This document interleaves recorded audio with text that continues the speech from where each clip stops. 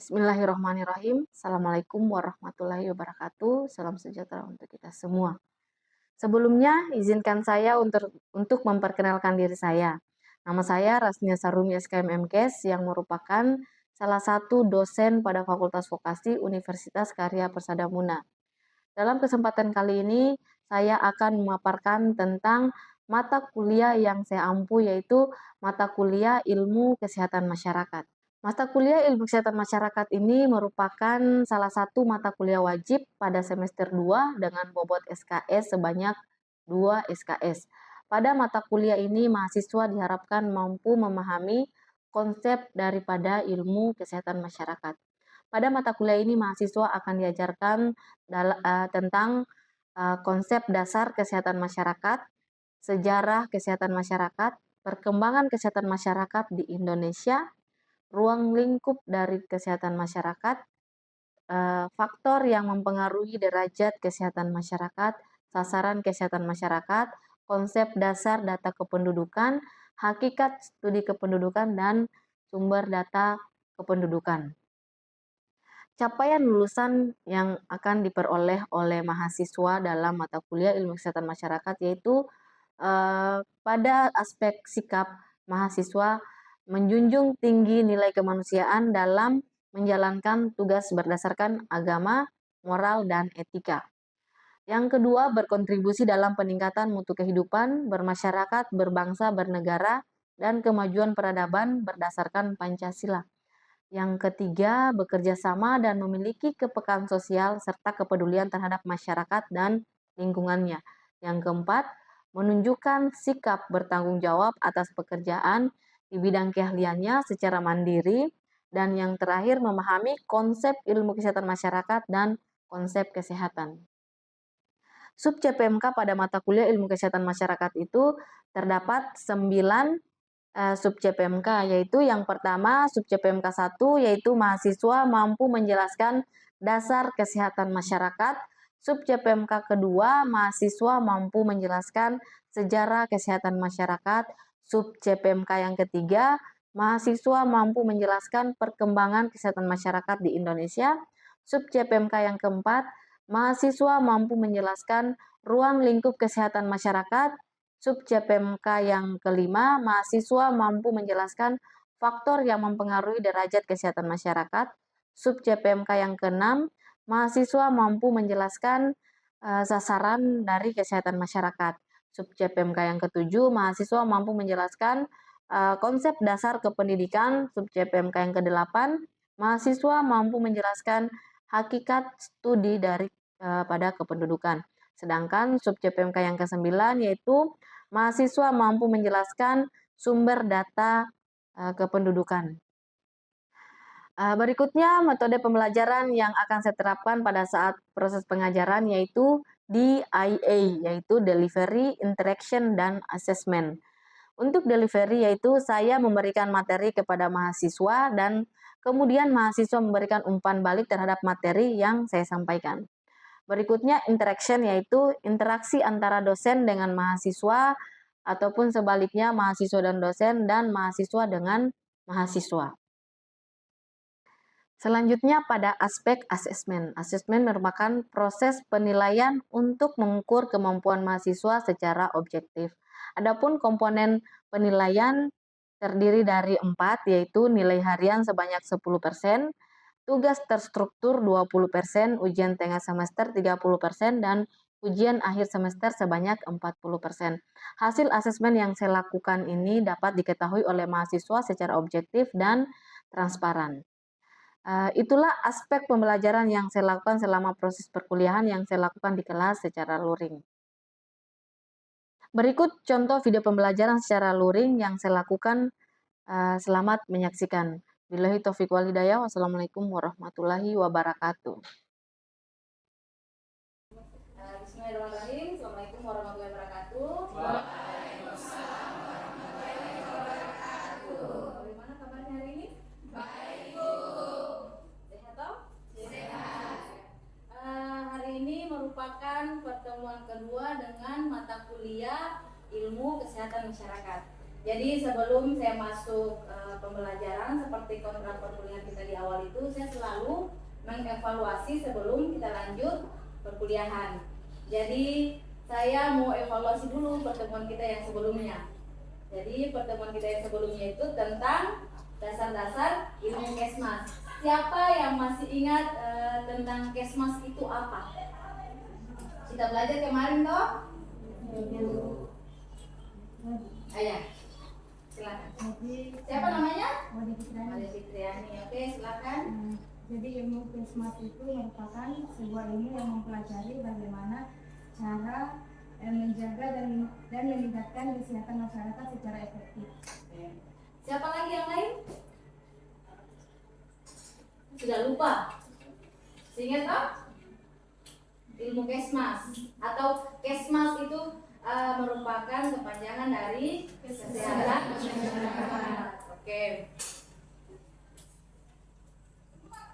Jadi ini merupakan definisi dari, kita lihat dulu, Kesmas itu kata dasarnya dari kesehatan, jadi sehat seperti itu. Jadi kita perlu ketahui bersama bahwa definisi sehat itu ada banyak. Ada dari Perkin, White, ada undang-undang kesehatan, bahkan ada dari Undang-Undang Nomor 36. Jadi menurut Perkin bahwa sehat merupakan suatu keadaan seimbang yang dinamis antara bentuk dan fungsi tubuh dengan berbagai faktor yang berusaha mempengaruhinya. Jadi adik-adik di sini bisa lihat, oh, pengertian sehat itu ternyata ada banyak macamnya. Coba adik-adik baca bahwa dari 4 poin ini kita bisa menganalisis bahwa sehat itu apa. Jadi adik-adik bisa menganalisis dari 4 poin ini, silakan dibaca. Sehat itu apa? Ini menggali pikiran yang apa? Yang kita sudah pelajari minggu lalu. Ya, silakan. Siapa namanya? Peggy. Ya, silakan Peggy. Jadi sehat itu suatu kondisi atau keadaan yang tidak mengalami gangguan yang menyebabkan seseorang itu tidak nyaman, baik dari segi fisiknya, psikisnya, sosial maupun ekonomi. Ya. Jadi dari 4 poin definisi sehat ini menurut para ahli bahwa kita perlu ketahui bahwa sehat itu misalnya ada fisik, mental, terus apa lagi? Spiritual, ekonomi, ya ada masih ingat ekonomi. Jadi dari 4 poin ini harus sehat semuanya. Jadi kalau ada salah satu yang bermasalah pasti tidak masuk dalam kategori sehat, pasti dibilangnya sakit seperti itu. Jadi sehat itu ada suatu keadaan lengkap antara fisik, psikis, sosial, dan ekonomi. Jadi 4 poin ini harus lengkap. Jadi kalau misalnya salah satunya tidak lengkap berarti bisa dibilang sakit. Jadi paham bahwa sehat itu seperti apa? Paham toh? Nah, minggu depan saya evaluasi lagi, nah? Ya, Bu. Oke. Kita lanjut di ini. Jadi ini ada sehat jasmani, sehat mental, dan sehat sosial. Jadi sehat jasmani itu yang fisik kita tidak sakit, misalnya tidak patah tulang, bisa jalan secara normal, itu namanya sehat fisik. Terus untuk sehat mental itu kita kalian sudah belajar tentang sosialisasi kemarin tentang 3 dosa besar. Ya, 3 dosa besar itu. Jadi sehat mental itu kita tidak mengalami pembulian. Nah, itu yang paling pentingnya. Jadi kita sehat, apa namanya? Dalam tubuh kita itu sehat, kita merasa bahagia seperti itu namanya sehat mental. Terus sehat secara sosial. Jadi sosial itu interaksinya kita sesama. Jadi interaksi antara teman teman seperti kalian seperti ini, sama tetangganya, sama orang tuanya, itu interaksi sosialnya sesama. Sampai tetangganya hanya diajak menggosip toh. Nah, sehat juga itu, tapi ya sehat lain-lain. Jadi tambahan tadi itu ada sehat yang namanya sehat ekonomi. Jadi kalau orang tidak punya uang juga pasti stres, akhirnya terganggu, tidak sehat fisik, tidak sehat mental. Nah, gara-gara tidak sehat ekonominya. Biar kita mau bahagia bagaimana kalau tidak ada ekonomi, tidak ada uang, bagaimana? Uang itu nomor 1. Jadi sehat ekonomi itu penentuan juga dengan kesehatan jasmani, mental, dan sosial. Berikutnya ada sehat yang dikemukakan oleh WHO. Jadi WHO itu merupakan organisasi kesehatan dunia. Ada yang tahu kepanjangan WHO? World Health Organization. Jadi kalian harus tahu sebagai seorang promotor itu sudah harus hafal mati nih apa itu WHO. Karena ini akan menjadi makanannya kalian sehari-hari nanti. Jadi sehat yang dikemukakan oleh WHO itu merupakan suatu keadaan ideal dari sisi biologis, psikologis, dan sosial sehingga seseorang dapat melakukan aktivitas secara optimal. Jadi definisi dari sehat itu dikemukakan ada 3 unsur karakteristiknya. Jadi yang pertama, merefleksikan perhatian pada individu sebagai manusia. Jadi itu namanya merefleksikan diri sebagai manusia untuk ini saling keterkaitan. Jadi untuk memandang sehat dan konteks lingkungan internal dan eksternal itu sudah dijelaskan di awal. Ada hubungan sosial, ada lingkungan internal dan eksternal. Jadi lingkungan internal itu seperti di dalam lingkungan keluarga, lingkungan eksternal itu di luar. Ada lingkungan misalnya tetangga yang bukan dalam rumah, itu namanya lingkungan eksternal. Terus berikutnya, sehat diartikan sebagai hidup yang kreatif dan produktif. Jadi kalau misalnya kalian sudah sehat fisik, sehat mental, sosial dan ekonomi, tapi kalau hanya duduk-duduk rebahan di rumah, nah itu juga bukan sehat karena kita tidak bisa untuk menghasilkan sesuatu atau produktif atau saya harus bikin ini, saya kerja ini untuk dapatkan ini, begini-begini ya. Jadi kalau misalnya menurut WHO bahwa kita bisa dibilang sehat kalau kita produktif. Jadi usia produktif itu sekarang dulunya itu 45 tahun atau 50 tahun itu sudah lansia. Tapi sekarang itu 50 sampai 65 tahun itu orang masih produktif. Bahkan kita bisa lihat itu kita punya orang tua yang umur 60 tahun masih berkebun, masih menjual di pasar. Itu namanya produktif. Jadi mereka itu masih sehat, masih produktif, masih punya kreativitas. Seperti itu menurut WHO. Dia maunya WHO itu harus produktif, harus kreatif, itu baru dibilang sehat. Seperti itu. Oke. Sebelum kita lanjut ada yang mau tanya? Jelas ya? Oke. Kita lanjut di masalah sehat dan sakit. Jadi masalah sehat sakit itu berkaitan dengan kemampuan atau ketidakmampuan manusia beradaptasi dengan lingkungan baik secara biologis, psikologis maupun sosial budaya. Jadi kalau misalnya seperti yang dijelaskan sebelumnya tadi bahwa masalah 4 masalah yang tadi itu misalnya fisik, psikis, sosial dan ekonomi itu kalau misalnya salah satu saja ada yang bermasalah pasti kita namanya sakit. Jadi sehat dan sakit. Jadi masalah sehat dan sakit itu menjadi proses yang saling berkaitan. Jadi maksudnya berkaitan itu kalau misalnya saya sehat ini tidak bahagia. Secara fisik saya ini bisa tertawa, ternyata dalam hati saya itu tidak bahagia. Nah, itu kita belum bisa dikatakan sehat.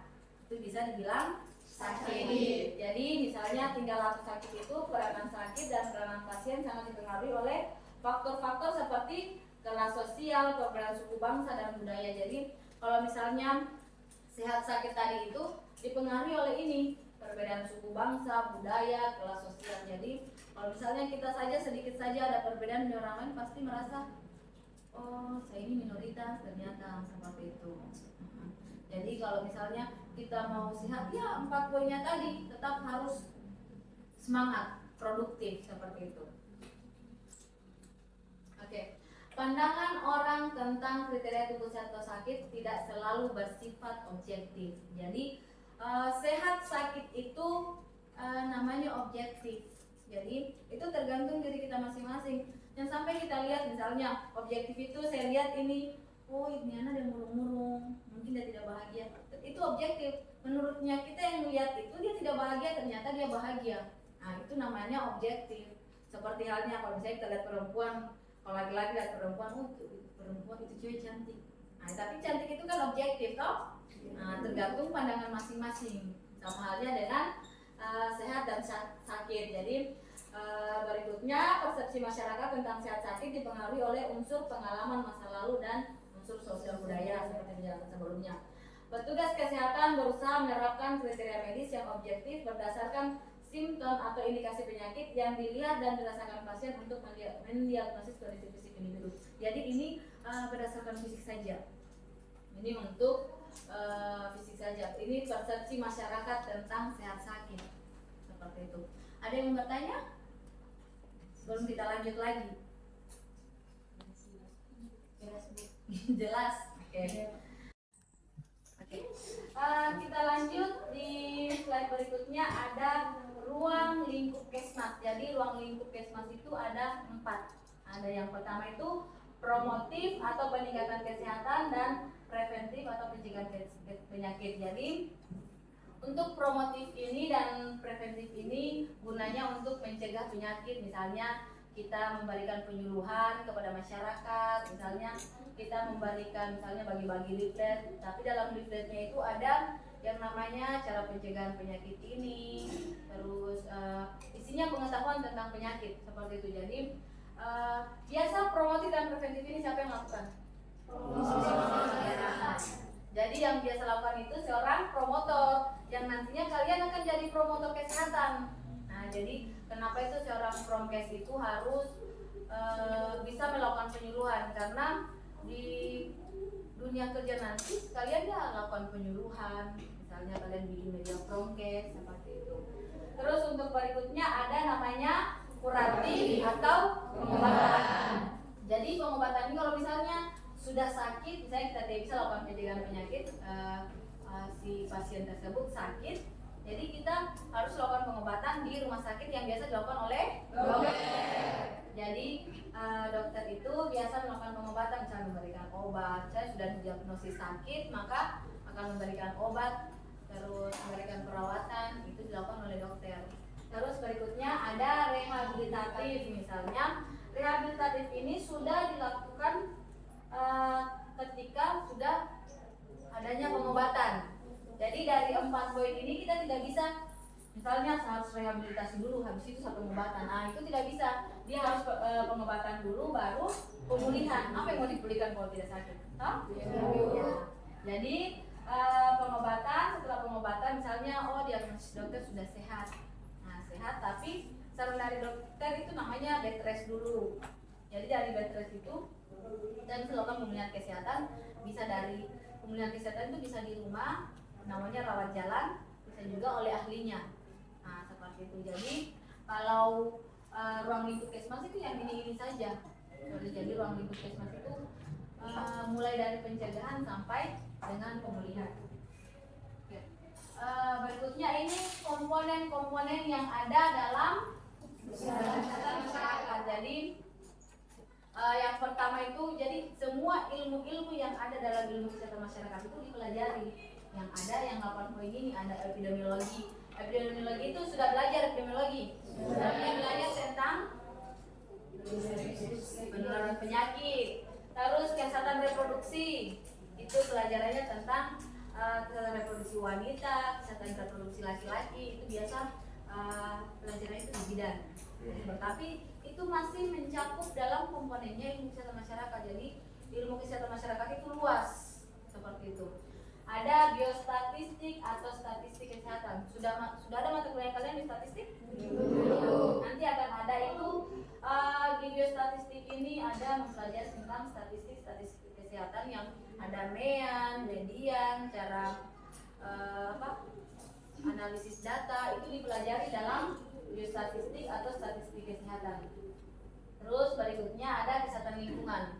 Kesehatan lingkungan itu ya kesehatan lingkungan, misalnya kesehatan lingkungan itu ada masuk kesehatan lingkungan di industri, di puskesmas, di rumah sakit, bahkan lingkungan sehari-harinya kita juga itu masuk di situ kesehatan lingkungannya. Ada promkes, ini promkes kalian pasti sudah paham apa itu promkes kan? Sudah masuk ya, oke. Terus berikutnya administrasi kesehatan masyarakat ini.